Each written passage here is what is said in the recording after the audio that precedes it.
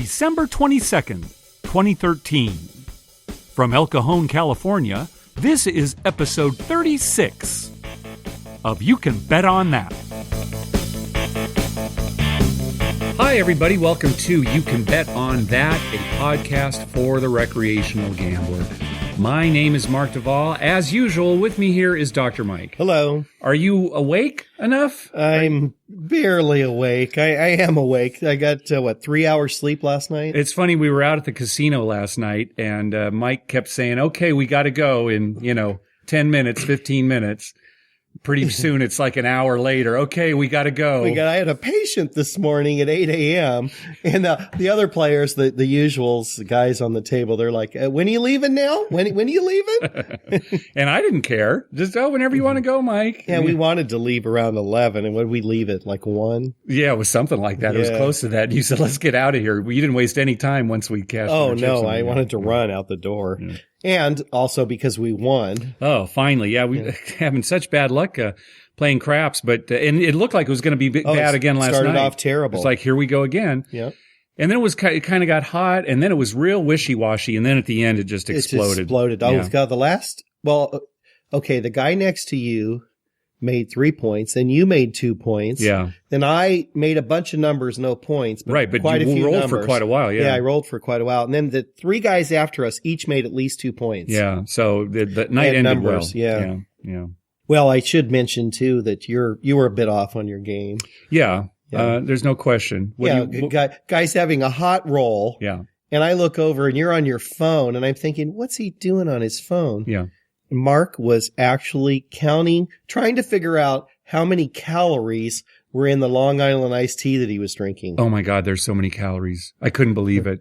That's what I had to look it up. So I wonder how many calories in this Long Island. Oh, it's like 500 calories. We're playing craps, Mark. I mean, I can multitask when it comes to that. Yeah. You got to focus. It's just numbers. I think the guy next to you got a kick out of it when I said that officially makes you a wuss. That's right. And you made a point. You said, remind me to talk about it on the show. Yeah. So you did. All right. Very good. You're going to get some grief for that. All right. So this weekend, so we're recording this on Saturday, December 21st, correct? This weekend, tomorrow, Sunday, is the last day of horse racing at Hollywood Park. Okay. And it's kind of the end of an era. This is a big racetrack. Yeah, that's in L.A. for those of you who It's in don't Inglewood. live in. Right. It's in Inglewood, which is in L.A. County. Right. It's right next to kind of a suburb of Los Angeles. It's right next to the Forum where the Lakers used to play. Right. Right. And it's not in Hollywood. It's got the name Hollywood Park, and a lot of when it was built in 1938, it attracted a lot of the Hollywood stars, and that kind of thing. Sure. And it was a major racetrack. A lot of big horses raced there. Affirmed, Ferdinand, Seabiscuit. In the first year, their inaugural year, the first Hollywood Gold Cup, Seabiscuit won. Probably the greatest racehorse of all time. Probably the greatest racehorse of all time. Yeah. It was the first track where the Breeders' Cup was run. Okay. Back in 1984. They introduced the Exacta bet. Wow. In 1971, the first. Yeah, you would guess that the Exacta would be much older than that. Yeah. Horse racing's been around forever. Right. You think somebody okay, you're going to bet on first and second. Yeah. But no, they started the Exacta bet. It was the first track to have Sunday racing. I guess that was taboo, for many years. Okay. Early bird wagering. And they were also one of the first racetracks to offer a single window where you could make your bet and cash your ticket. In the old days, you actually had to go to a separate windows. You'd make your bet at one window, and then you'd get your winnings at another window. And now with the computerized age, it's no big deal, right? But back in those days, it was print out the ticket and look at it. They didn't just put it through a scanner. And so unfortunately, this is the last weekend for Hollywood Park. And did you ever go up to Hollywood Park? I have never been to Hollywood Park. I've been to Golden Gate in San Francisco and a few other racetracks around the country, but never went to Hollywood Park. I went there in high school, believe it or not. It was some friends of mine and I. We made a day of going up to Hollywood Park in the morning and we watched some races, and then we went to Disneyland that night. So that was a big day. And you became a gambler?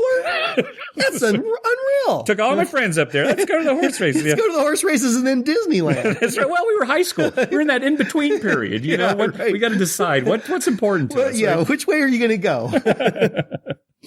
So anyway, kind of sad news that's closing. And as a result, the Del Mar, the racetrack by where we live, world-class Del Mar, they're going to take some of the races. Right. They're going to have their regular season, then they take like a few weeks off or something. Then they come back for. Oh, is that how it's going to work? Yeah. They're going to take like a couple of weeks off and then they come back again for more racing. Oh, okay. All right. All right. We got a message from listener Kyle on Facebook. He said, hey guys, one thing about some foreign casinos, a push in blackjack is called a standoff in Australia and some other places. And I thought that was interesting. Standoff. Yeah, standoff. All I can think of, though, when I hear standoff, I just imagine the player and the dealer just looking at each other, the card's still out there, like, who's going to flinch? Yeah, right. Right? What do you do? And you just stand there. And it's a standoff. It's a standoff. First one to draw. That's right. Hit me. I think it says standoff on the craps table, too, even at Rincon on the don't pass. Right. It doesn't say bar aces. It just says standoff. Standoff. Yeah. So, which means a push. So that was kind of interesting. Yeah, I wonder where that came from. You should look that up. Well, yeah, standoff. That's a good question. I mean, push comes from like, okay, you push your bet, they push your bet back to you, right? Right. I think. Yeah. I didn't look that up. I've always assumed that's what it was. Right? I assume too. Yeah. Standoff. All right, we'll look it up. Yeah. We got an email from listener Bill with a question specifically for you, Dr. Mike. Okay. He said, do you ever feel you play longer or more often to keep your 7-star status? The perks are great, but if a host provides room, food, and beverage, would you feel that, for example, if you did very well in your first day of a trip, you don't protect your win or not play on day 2 because you feel that you like owe the host or the property? Yeah. So what do you say about that? Well, that's a good question because, and we've talked about this before. It's funny because I play no matter what. Right. Right. I mean, I could be up, $10,000 the first day, and you would never ever hear me say, okay, I'm not going to play today. I want to go home with this 10,000. I would just play more. Yeah. And by the same token, I could be down a lot the first day. And, I wouldn't say, well, I've lost too much. I'm going to, if I still have some money, I'll be playing the second day. Right. Trying to win it back. So I'm going to play either way. But that being said, there have been plenty of instances where we would stay like at a Caesar's property, like you were at Caesar's Palace, like this last trip, and we don't leave Caesar's. We don't go over to Bellagio or some other place. And part of it is because I feel like, well, they are taking good care of us and it gives me credit to play here. Why would I go to Bellagio where I get nothing for it? Okay. All right. Unless my luck was going so bad here, I felt like I needed to change. And when we did have periods where we moved around a lot. Sure. But I think now, even when we were in Atlantic City, right, we tried to stay at the Harrah's Caesars properties more often. I guess because we're so entrenched in total rewards these days, since we have a casino close to us. Right. So we feel a certain amount of loyalty to them. So I think I play there. Now, I don't know that my 7-star status has so much to do with that because I want to keep my status for next year. But we play enough that that's not a problem. So you don't think about, I've got to play more to get a higher status. I mean, that's good, right? You never want to actually play specifically to get comps. Well, that wouldn't be worth it. Right, Because, exactly. if you're going to lose $5,000 to get a free room, I mean, that's a pretty expensive free room. Right. And we've joked about that before when we, we're at the buffet and, well, that was a $500 buffet. Yeah. Sure. But it's not like we wouldn't have done that anyway. Right. So I think, no, I don't really play to keep my status, but having my status does help me get a lot of perks. Yeah, sure. And a lot of free gifts and stuff. So. Yeah. Bill goes on to say in his email, by the way, please advise on show schedule. At the end of each show, I think it would be beneficial for the listener to be aware of the day and time of your next show. Bill, I wish we could do this, but I'll tell you with our schedules, and our families and everything, we try to do it every Wednesday night. That's kind of our default thing is like, let's get together Wednesday every other night. Wednesday. Every other Wednesday, every other Wednesday. But this week's a perfect example, right? Wednesday was no good. And we were going to do it Thursday. And then that fell through because there were some school issues. So we're recording on a Saturday here. It's like, when can we get together? So, well, the thing is, okay, we're recreational gamblers. We go pretty much once a week, at least to some gambling thing. Yeah, right. And sometimes more than that. Yep. And, Mark has a home game at his house every week. So we do a fair amount of gambling, but we also have children and wives and work. Right. And we have all those things combined. So it's so hard to do this. Now, someday when we're making, $1 million each doing this, then we're going to have when a they're set paying schedule. us $1 million a year to do it. I don't know who would pay for this. Yeah, I don't know that there are enough listeners in the world, even if they knew about the show. Really a benefactor. A benefactor, yeah. Alan, are you interested? All right. Thanks for the email, Bill. All right. So you went to Vegas here recently. So tell us about your trip. So we went for that Caesar's Great Gift Wrap-Up. And it's a promo thing they have where throughout the year you earn points. How you earn them, I have no clue. Right. But you earn points, and it significantly turns out to quite a bit, at my level anyway. And even like diamond players, like my brother had quite a bit of points. He actually got a 39-inch TV. Right. It's just, and then 4 or 5 other gifts. It's just these points that you basically cash in for gifts. For gifts. And you have to attend this event in Vegas to do it. Right. You have to be there to do it. Yeah. You go into this big hall and they have all the gifts out there so you can look at them. But my wife looks at them online ahead of time, has everything printed up. You go in and you just place your order. Yeah. And amazingly, that was the first week of December. And here we are in the 21st of December. And everything has come. Nice. Good. It's all come. Good. Yeah. They got it all before Christmas. Great. Nice. And we got a lot of good gifts. But, as far as the gambling goes, it was a pretty good trip. Oh, good. I actually ended up about even when I came home. So, for 2 days of gambling, that was pretty good. Yeah, good. And, I saw some interesting things. Okay. So let me just give you a few of the highlights. All right. First of all, as some of you may know, because Mark was tweeting as I was there, I stood behind a craps table early in the morning on Saturday because I came down. There were 2 tables open, both full. Yeah. So I just walked up to one and I'm standing there waiting for someone to leave. Guy was rolling the dice. He had already made a couple of points when I walked up. He proceeded to make 6 individual points and win the fire bet. And it's so funny because I was on the phone with you. I was at my son's karate class and you had called and said, "Oh, there's no room at the table. I can't believe it." It's like they had only 2 tables. They were both $25 minimums. Yeah, it was like 9 in the morning or something. And you couldn't make your way in. So you called me. And so I stepped out of the karate class to kind of talk to you about it. And I'm like living this whole nightmare that you're just watching everybody win this fire bet. And you're, okay, Mark. All right, his point is 5. And then I hear this, huge roar over the phone and, oh, he made his 5. Oh, guy was kind of strange. Okay. Uh-huh. The shooter, he had a clicker, one of those little counters like, an umpire would have to count, pitches or something in a Little League game. So he's clicking off every time he rolls. Yeah. And I thought maybe he did that for him.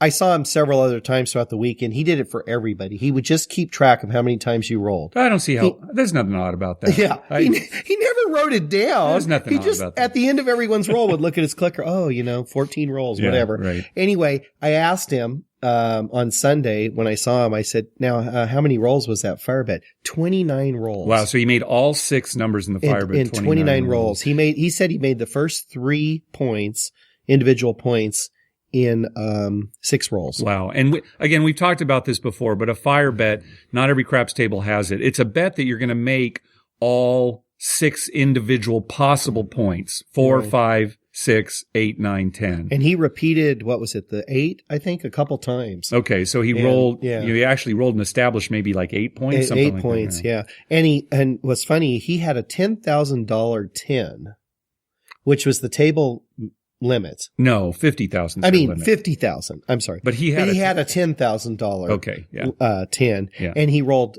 back-to-back 10s, both 6-4, 6-4. Nice. So, that's $40,000 right there that he won on his 10s. And then he got another $10,000 for the fire bet.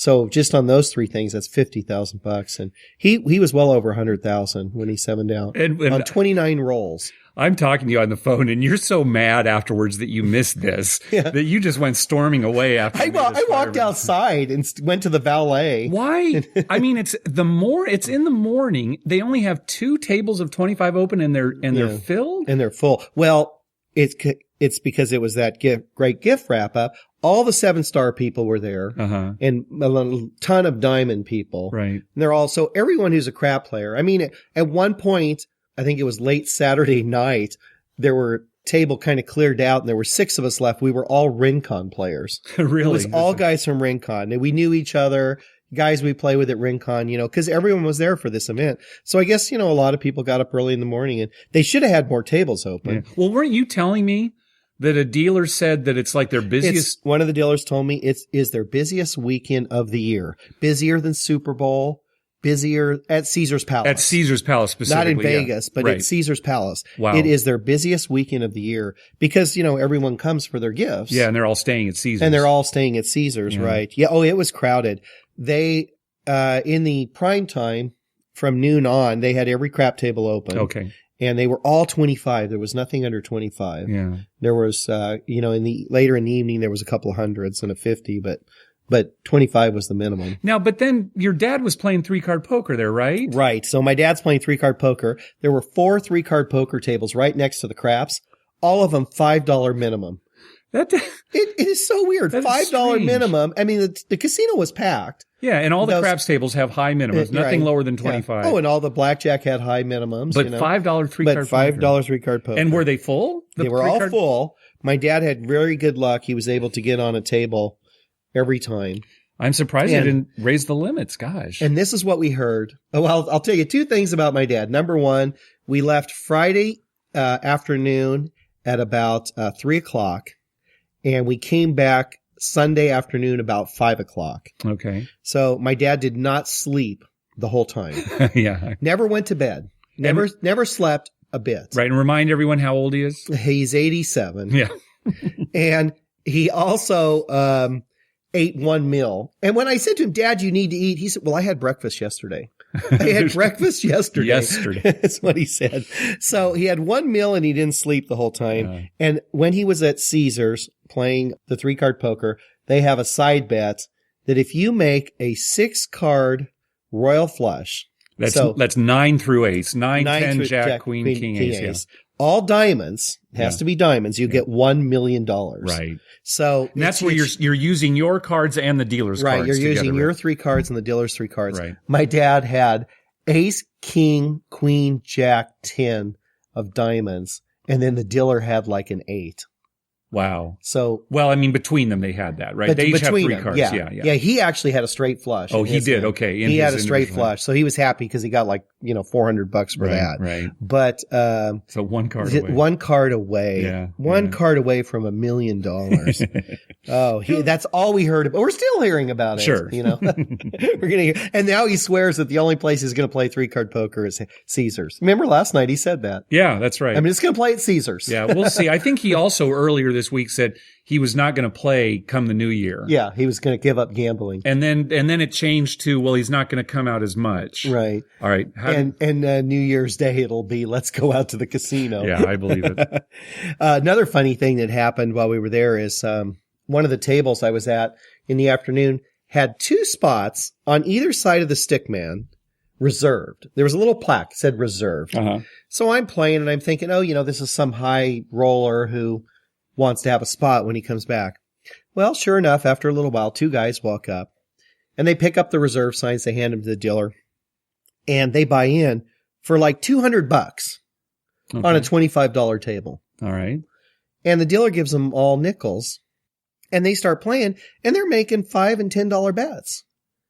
And I'm, what the heck is going on? And the guy next to me, he was kind of confused too. And he said something and then somebody next to him said, well, maybe they're grandfathered in. Maybe they were here earlier. And I'm thinking, well, no, because this is the middle of Saturday, and since Friday night, they've all been 25. Yeah, and even if they were grandfathered in, why would they have reserved spots? Yeah, right. And so anyway, they played for a while and we all kind of looked at them and they didn't play very long. I mean, it was like a half hour. And then all of a sudden they both, okay, we're going. And the guy put the reserve things back there. And, they cashed out their $150 they had left or whatever. And they weren't making big bets. I mean, the one guy was, taking like $5 on the line with odds and then, giving a hard 8 for $2. Well, yeah. How big can your bets be if you're only buying in for $200? Right. Yeah. So I thought, what is going on? So after they left, everyone was just waiting for them to leave to ask the dealer. And the dealer looked at us and he kind of rolled his eyes and said, well, evidently they know somebody way high up and they come quite often and they do this every time. And he said they'll come and play for a half hour, then they'll disappear for 5 hours, and then they'll come back and play for a couple hours. And they evidently know somebody way high up in Caesars management. Huh. So maybe they're the brother of somebody or something. And they let him do that and they keep these spots for him all the time. Wow. Never seen that. Yeah, I've never seen anything like that. It was the bizarrest thing. Usually when you see like reserved, it's like a whole table that's being reserved for a high roller or something. Right. Yeah, who wants a private table. Maybe he's got his friends coming over. No, this was just 2 spots. Yeah. Very, very funny. So they just know somebody. Yeah. Huh. No, I've never seen that before. It wasn't the weirdest thing we saw on the trip. Okay. I think the weirdest thing was Sunday morning at about 10 a.m. when we were going to the cafe at Harrah's to have some breakfast. And my wife and my brother wanted to go to the bathroom. So they left the cafe. And if you know where the bathroom is, it's over by the sports book. Yeah. So they were cutting through the slot area. And there was a guy who my wife says he's like in his early 40s, looked like, he wasn't an old guy. He wasn't a kid either. And he was at a slot machine, sound asleep, with his hand still on the button to press, and his head kind of leaned over and slobber running down the side of his face at 10 in the morning. Did she get a picture? Oh, no. She didn't. She should have got a picture. I would you would imagine he wakes up and you're taking his picture. That's fine. They both came back laughing so hard. Oh. I mean, that's my dad when he gets, in his 90s, maybe. He'll have to sleep at some point. He'll be at the 3-card poker. Right? His hands he just set his hand and his hands are out there covering the cards. Yeah. Oh gosh. Well, one good thing that did happen too is, we met a listener, my wife and I, a listener, Kevin, who, was following you on Twitter, I believe. Right. Yeah. And, he was actually staying at Bellagio, but he came over to Caesars and we were like a table away. And then when he realized who I was, he came over and said hi. Really nice guy. He was on his way to dinner though, so we didn't, talk too much or get to play together. But funny thing that he told me was he's staying at Bellagio, and he said when he heard we were there, he was like, well, they were here this time last year. What were they here for? And then he realized it was that gift wrap up. So he actually came over with his wife and went and got their gifts. Oh, so he wasn't in town for He was just obviously for something else. Oh. Staying at Bellagio, but remembered that we were there for that. And so he actually had some gifts, I think. So he came over and got gifts. So, that's good. Yeah, so. Oh, good. So our podcast actually helped somebody. Finally. I guess we can retire. Good night, everybody. Yeah, that's it. Oh, good. No, we can't retire. We got too much gambling to do. Yeah, we have to hit that fire bet before. Yeah, that's it. We'll retire when we hit the fire bet. Right. Oh, God. Good. Well, sounds like you had a good trip. Yeah, it was great, actually. Well, after you got back, the next day, I went up to Harrah's Rincon where the WSOP circuit event was taking place, and I played in the Omaha 8 tournament. Limit Omaha 8. So that's Omaha 8 or better, meaning it's the high-low game. Right. For those of you familiar with Omaha. And I had a blast. I'll tell you, I'm not really a tournament player. And I'm not a no-limit player. Right. I really don't care for either of those things. But this Limit Omaha tournament, I had a blast. Okay. And I didn't do very well because I was pretty much card dead, But I still had a great time. There were only 54 in the tournament. I finished 27th. Which not for me is middle of the road. It's okay for really, I was just not getting. Well, it's your first tournament ever. It's my first tournament that you had to pay for. That I had to pay for. Right. Well, in a casino. I've paid for tournaments outside of a casino. Right. I've gone to free tournaments in a casino, but it's the first tournament I paid for in a casino. Yeah. So what made it so fun? I think it was just because in No Limit, it's like a couple things. In No Limit, every hand, it's like, well, can I could potentially go out. be your last hand. Right? So there's pressure there. Plus, those who are really familiar with Omaha know, to me anyway, it's kind of a simpler game than Texas Hold'em. People who are exposed to Omaha initially think, oh my gosh, it's way more complicated. But here's the thing. In Omaha, you often know exactly where you stand. Yeah. There are so many cards out there. If there are 3 cards to a flush out there, somebody's got the flush and maybe the nut flush. If there's a pair out there, there's a good chance somebody has a full house. Right. It's kind of the game of the nuts. When you're in Hold'em and there are 3 cards to a flush out there and you've just got top pair, where are you? Are you way ahead? Are you, you don't know. Yeah, right. You could be way behind or you could have everyone smoked. Yeah. Yeah. So it's a combination of those two things, kind of knowing more where you're at. Although the high-low aspect does make it a little, you're not sure. Is the other player in for low or in for high? That you don't know. And the fact that it's limit, so the worst you can do, depending on your chip stack, sometimes, there's no way you can go out on a single hand, right, depending on your chip stack. So that's why I had such a good time. There were a couple of little missteps in the tournament.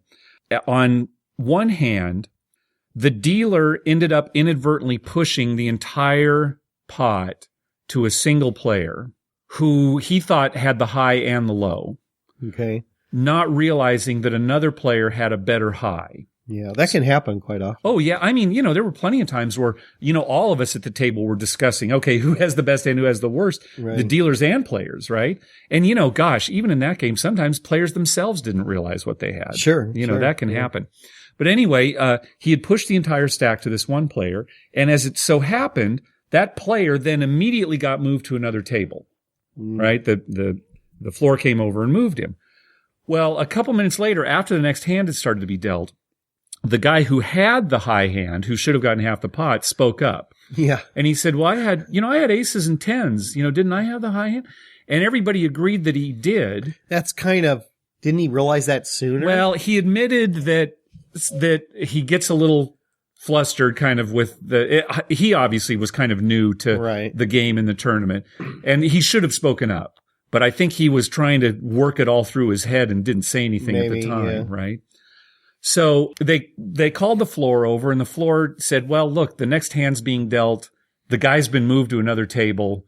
What can we do? What can we do? And that was the best. I mean, really, what else could he do at that point? Right. And the guy who got gypped out of the pot, he wasn't too upset. No, well, he should have said something, but did he go out quickly after that, or no? He was not a very good player, but he was getting lucky, so he would stay in, with certain hands that you really shouldn't, but he'd make a boat at the end or something like that. So he made a big stack and then went out kind of quickly after that. So he was out before I was. Well, the thing is to get lucky, not be a good player, get lucky. What you should have done, being a good player, you should have used some psychological strategy on the rest of the table. Yeah. When you see your hand, you lean over to the guy next to you. Oh, what are you drinking? Oh, bourbon and Coke. Well, you know how many calories that has in it?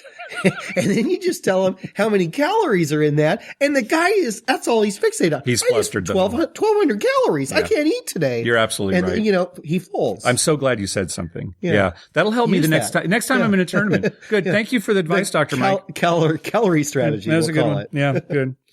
So, another thing that happened, there was a player next to me who was kind of cocky. Yeah. He was to my right. He'd obviously played in tournaments before and was familiar with Omaha. He sat down. He had an iPhone and earphones. He had an iPad. He was watching a movie while we were playing. Oh my God. Right. And just kind of, cocky in the way that he was playing. Right. Well, on one hand, the bet was $100, and he took out a big stack of chips and dropped a $100 chip out there, and then inadvertently dropped another $100 on top of it. I honestly think this was a mistake. I don't think he was angle shooting or anything. He just, brought it in. Slipped out of his hand. It's a bet. Right? No, it's a bet. Right. So they were saying, oh, that's a raise. The dealer said, oh, you're raising. No, it just slipped out of my hand. They called the floor over. The floor said, so what happened? And they said, well, you had a chip out there. The guy said, oh, it was an accident. Oh, well, but the chip was there. Yeah, that's a raise. Yeah. So they held him to the raise, which, again, I thought was the right ruling. Sure. And the thing that gets me is, if you're going to call a bet, pick up the one chip that you're going to make the bet with and put it, don't be grabbing, he had a big stack of chips that were all, different denominations and they were all messed up. And he's just being kind of cocky about it. You know what I hate? I hate when people they put some chips out and they pull them back and then they make a smaller stack and put it out and pull it back. Never take their hand off. Yeah. Just shuffling chips around like they're trying to decide what they're going to do.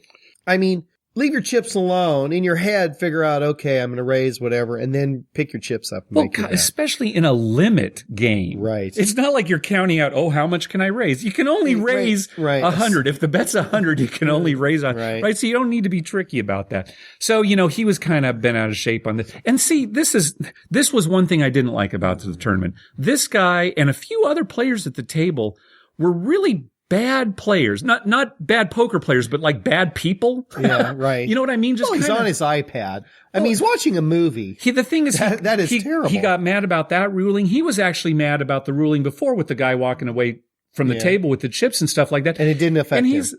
It didn't really affect him, no. Right. But except that chips left our table. Right. I mean, that is kind of a consideration, right? Some of the chips should have stayed on our table. But, the thing is, he was just griping about the floor and complaining about things. Oh my gosh, Mike. And I'll tell you, a lot of times people would suck out on him. There were some bad poker players at our table too.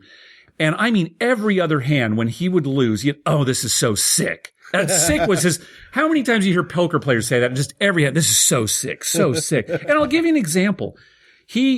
On one hand, the flop was king, queen, jack, right? He had pocket kings and then, I don't know, 2 other cards. But so he flopped top trips, right? Top set. Okay. I'll tell you, when you flop trip kings against king, queen, jack, that's not that good a flop for you in Omaha. No, it's a bit terrible flop. Right? I mean, somebody, may already have you beat or, have some draws. And he was just aggressive the whole way, and then at the end, sure enough, a guy showed him a straight. And he, threw his cards in and pounded the table. It's so sick. It's so sick. And it's like, do you enjoy playing poker? Right. Why are you here? Why are you here? God. You know what you do to the guy like that? You say, can I see your iPad?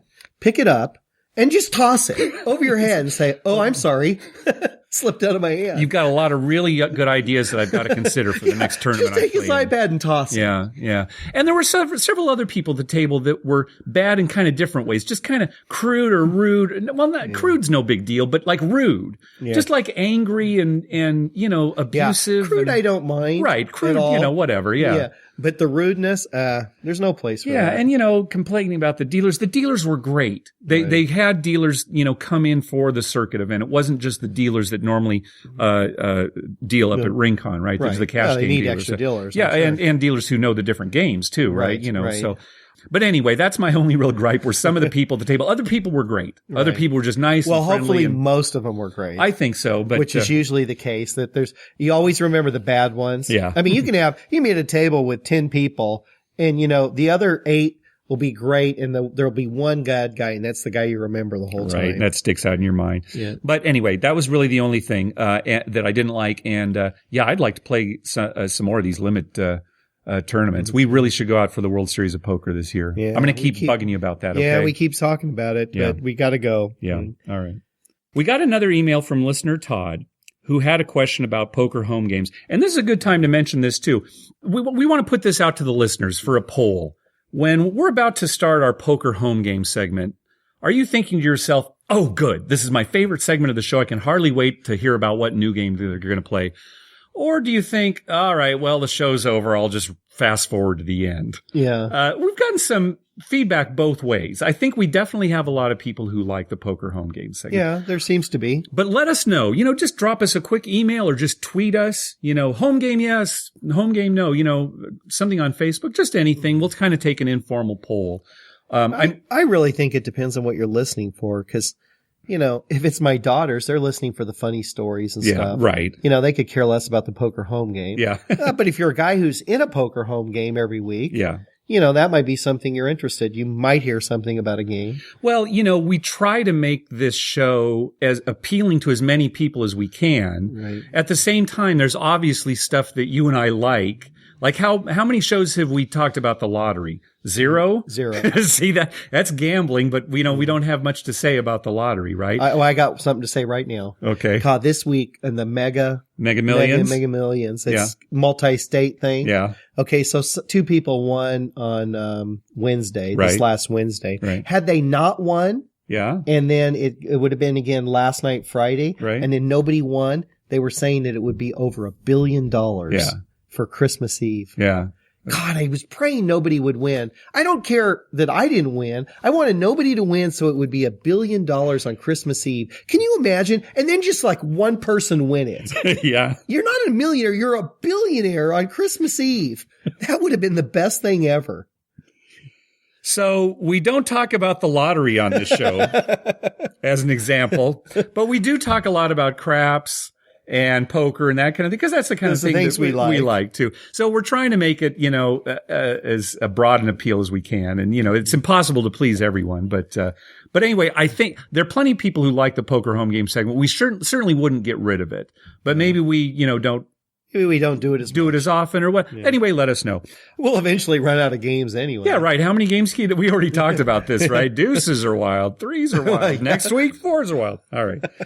So anyway, we got this email from Todd. He was saying, here's a question about poker home games. My buddies and I used to have a game every week 10 years ago, but we haven't played much now that everyone's married, has kids, etc. But I'm hoping to start up a monthly game once again. See? Yeah. Now, our wives, before we got married, they knew what they were getting into. Right. Right. They knew that we had a weekly home game and then it was going to continue. It's not like we put our foot down. No. By any means, but they knew who we were. Yeah. And then we knew. Now. Yeah, we had a friend, though, that got married, who played with us very regularly. Yep. Got married and then never played again. Oh my God. It was so fun. This is Stan we're talking about. And when we met his wife, I can't remember when we met her. If we met her like at an engagement party or I think it was like an engagement party before the wedding. Yeah. It was sometime before the wedding. But it was so funny because Stan introduced, all the poker guys to her. And he introduced us as, these are my poker buddies. Yeah, right. These are the ones I play poker with. And she looked at us and, so these are the poker players, huh? And kind of gave us this look like. Well, she actually said something like, you're the guys who take my husband away every Monday night. And we never saw Stan again. Well, he has 2 children now, and he's a very busy life and stuff. So I understand. Yeah, sure. How many children do you have? 2. Yeah, I have 2 also. Are you pretty busy these days? Extremely. Yeah, I'm extremely busy too. Yeah. I play poker every week. Yeah, and I try to go to the casino at least once a week. All right. So anyway, Todd, we understand. Todd goes on to say, what's a typical way to handle misdeals? Would you split the pot amongst players still left in the hand? Have the dealer pay a penalty of some form? I would want something that's not overly harsh, but fair to players involved in the hand, yet still a bit of a sting on the dealer for messing something up. Well, we don't have any hard and fast rules for misdeals in our home game. It really boils down to how friendly your home game is. We have an extremely friendly home game. So, we just kind of decide amongst ourselves what we should do. And generally everybody will come to agreement. Sometimes people get screwed. Sometimes, it doesn't work out perfectly, but we've never penalized the dealer for a misdeal. Now, Mike, you were telling me that you've been in games where if there's a misdeal, the dealer has to match the pot. Exactly. And then redeal, right? Right. I've been in games like that before. It's nerve-wracking. Yeah, that's terrible. Because it's easy to mess up. Yeah. We've all messed up at some point. Yeah, we've all messed up. As far as a penalty, against it, I don't know, throw in a small bet, throw in a big bet. Yeah. I don't like the idea of penalizing dealers because everybody makes a mistake, And if the mistake's early enough in the game, just redeal. Oh, yeah, sure. If the mistake's early, like you've just dealt all the cards and somebody has 3, right, and there's been no significant action, or even if there's been a little action, you can usually back everything out of the hand and figure out. If it's towards the end and a lot of stuff has happened and nobody really is certain, you can't back it up. Right. Just play the hand out. That's my advice too. And not everybody likes this because it's not necessarily fair. And I'll give you an extreme example of something that happened in our game. And I was the one who got screwed on it. Another friend, Mark, was dealing the hand. And, in the course of the deal, it was right towards the end. And I was pretty sure I was going to win the hand. And Mark dealt out a jack of diamonds to one of the players. And I looked in my hand and I had the jack of diamonds. All right. I remember this. And we realized we play with 2 decks. A lot of people hate playing with 2 decks for this reason. But sure, some of the red-backed cards got in with some of the blue-backed cards mixed up. So there were, extra cards in the deck. And at that point, it's like, what do we do? And I just took the hit. I just said, whatever. Any of us could have gotten that. Right. I ended up losing the hand because of that jack of diamonds, that came out. It's certainly not fair, but it was such a friendly game, and we're not talking about hundreds of dollars here. Right. It's just like, fine, just deal it out. Well, the thing about it is, and this is what I think it boils down to. If you're playing with your friends, and you're playing weekly like we do, things are going to happen, and they'll hurt you as many times as they'll help you. Just play it out. Now, if you're playing at say you get invited over to somebody's house, and there are a group of people, and you maybe only know 2 of the 10 people. Yeah. And this is a once in a while thing, like the guy has a game once a year or something. Yeah. Then, you probably need to set some ground rules for stuff like that because people will take it differently. Yeah. And there's never a perfect rule because you could say, well, all right, just whenever there's a misdeal, we're just going to back the game up backwards and everybody get their money back. Well, is that fair to the guy who, has 4 aces and is about to scoop a huge pot? Right. Right. It's like, what do you mean it's a misdeal? Just at the end is maybe somebody is angle shooting and like had an extra card and, just threw it. Oh, I was dealt this by mistake, or is lying. Well, or if you were going to do that, if it was a big pot, you just screw up. You're the dealer. Oh, misdeal. Let's start over. Right. Right. Exactly. Because I have a bad hand. Yeah. So, I mean, I don't think it's fair to penalize the dealer, especially if the dealer's not benefiting, like in your example. Yeah, right. So I would say, if you want to provide some kind of punishment, certainly don't make it big, and you've just got to, if it's a home game, again, you've got to just know who you're playing with and, and I think that's the bottom line. Know who you're playing with. Right. Cause I think I told this story once before. Did I tell this story about when Paul and I were playing at a game with other people, and it was some people we, regularly play with. Paul kind of knew them, but I didn't really know anybody. Right. And the one guy, we were playing, AC Ducey. Did I tell this story before? Oh, you've told this story on the air, yeah. Oh, yeah. And that guy, he won a huge amount of money. And then one hand, I got to go. Yeah, just left. It was early. And he took everyone's money and left. And, in a friendly home game like ours, and we set a time limit. Right. So we know when it's going to end. Right. But this was one of those where there's no time limit. It's still early in the night. It's like, really? You're leaving with all of our money? Yeah. So. Yeah. And even in our game, if somebody does have to leave early, they let us know. And this is true with any home game that you go to. If there's like, they say when they're going to, end, or they say, oh, we'll just, we'll end when everybody wants to, and you have to leave at a certain time, up front, you tell everybody, look, this is when I have to leave. Right. I've got to leave at midnight tonight because, whatever. Right. So. I got to go home and check my phone and see how many calories I drank today. You're not going to let that go, are you? Nope. It's not that big a deal, right? I was having a Long Island iced tea. I thought, hey, there might be a lot of calories in here, basically empty calories. Maybe I shouldn't be drinking it. You know what? Stand up when you play craps. What? Stand up when you're playing craps. You were sitting down. Stand up. It'll get rid of the calories.